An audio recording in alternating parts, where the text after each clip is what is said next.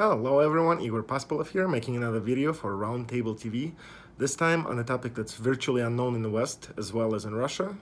And the topic is Russian medieval seals for the fur money. So start with a little preamble. So first coinage appeared in the ancient Russian state known as Kievan Rus in early 10th century. And the first coins were crude imitations of the very common at the time silver currency of Samanid dirhem. And here's an example from around 920. So with a crude Arabic imitation, an obverse and a reverse. And then towards the end of the 10th century, Kievan Rus, during the time of Grand Prince Vladimir, started producing its own currency, silver srebreniks and golden zlatniks. However, they were produced for only about 40 years, and at the time of Yaroslav the Wise, the production ceased. And it ceased due to the fact that the flow of silver from Middle East and Central Asia virtually stopped in early 11th century. And the Kievan Rus entered the so-called 300-year-long no coinage period. So during this period, large transactions were performed by using grivnas of silver, which equaled to around 200 grams at the time. And then for smaller transactions during the time of Yaroslav the Wise, a new method was introduced which utilized fur skins. And this currency was called grivna kun, from the Russian word kunitsa for marten. However, the actual furs that were used for the trade were either sable furs or squirrel furs. And one sable fur equal to approximately 8 grams of silver, while a squirrel fur equal to approximately half a gram of silver. And also one sable fur equal to about 18 squirrel skins.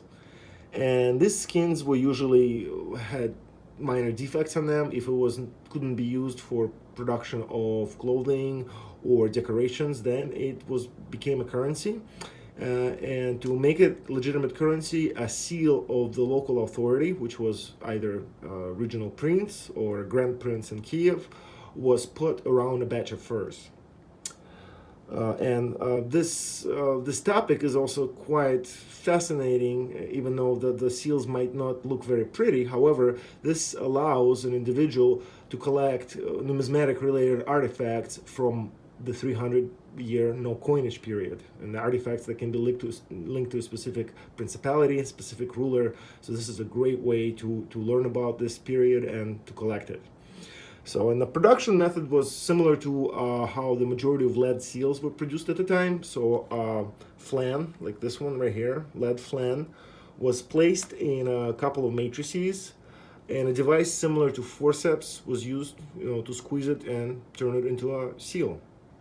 So, and now let's go through some of the examples that we have available here. So first off, we have Prince Sviatoslav Yaroslavich of Chernigov from around 1054 to 1073. And it's got a princely mark on the obverse, and then Russian letter L, or Greek lambda, on the reverse.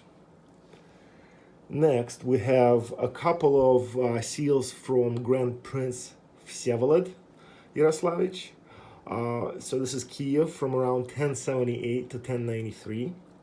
And on the obverse, we have Apostle Andrew, while on the reverse, we have Patriarchal Cross.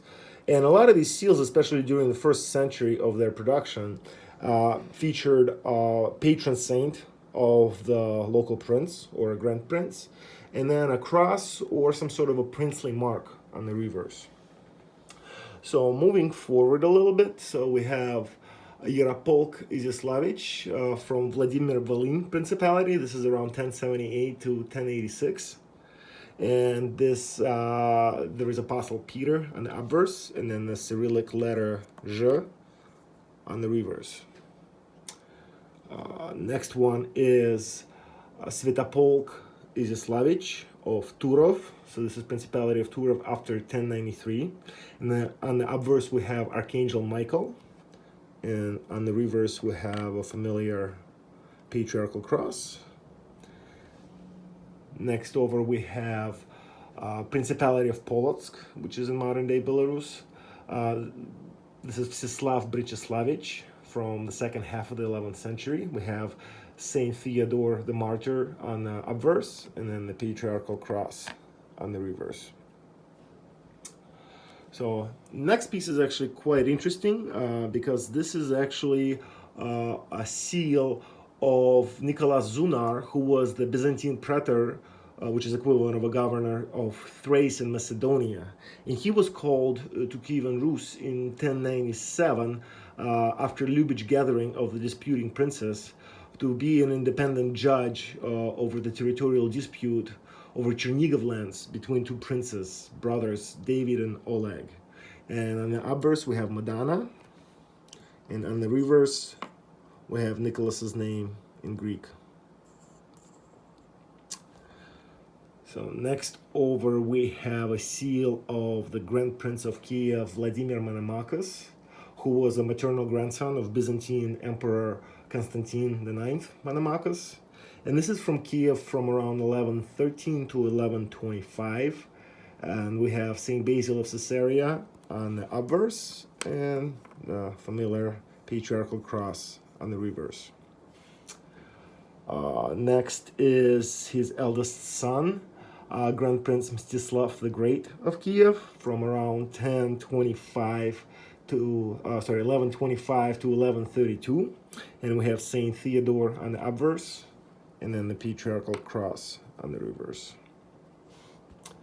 So, and finally we have Principality of Suzdal, and this is from Prince Yuri Dolgoruki, who is most famous for founding the city of Moscow around 1147. And this seal is from Suzdal from around 1149. And we have Saint George on the obverse, and then the princely mark on the reverse. And these seals, again, they might not look like much, not the prettiest artifacts around, but again, this is a great way for those who are interested in medieval Russian history to collect pieces, artifacts, historical artifacts from a period that's very hard to get other artifacts from. And actually quite affordable as well. So they are not nearly as expensive as some of the other larger seals from documents, etc., because these were quite mass-produced, and also they are not as heavily collected at the moment. So now moving forward to the resources for study, there is only one book available currently outside of serious academic research papers, and it was published just a few months ago, actually by one of my friends. He's one of the co-authors, Dmitry Guletsky, who is a researcher of this topic in Belarus, and he's at the forefront currently on this topic. And unfortunately, the book is only available in Russian, so if you can read in Russian or at least in Cyrillic, then this is an amazing resource to learn about this. I mean, it's a beautiful edition, has all sorts of introductory information on the topic, as well as all information about the research that was done up until now, as well as the catalog of all the major types that have been attributed so far. And these artifacts represent more than 300 years of history. However, only about first 150 years or so have been deeply researched and attributed so far. So research is ongoing as we speak. So hopefully in the next few years, new editions will come with additional information. So again, interesting topic that very few people are familiar with. So thanks for watching, and I hope you learned something new and interesting today. Thank you.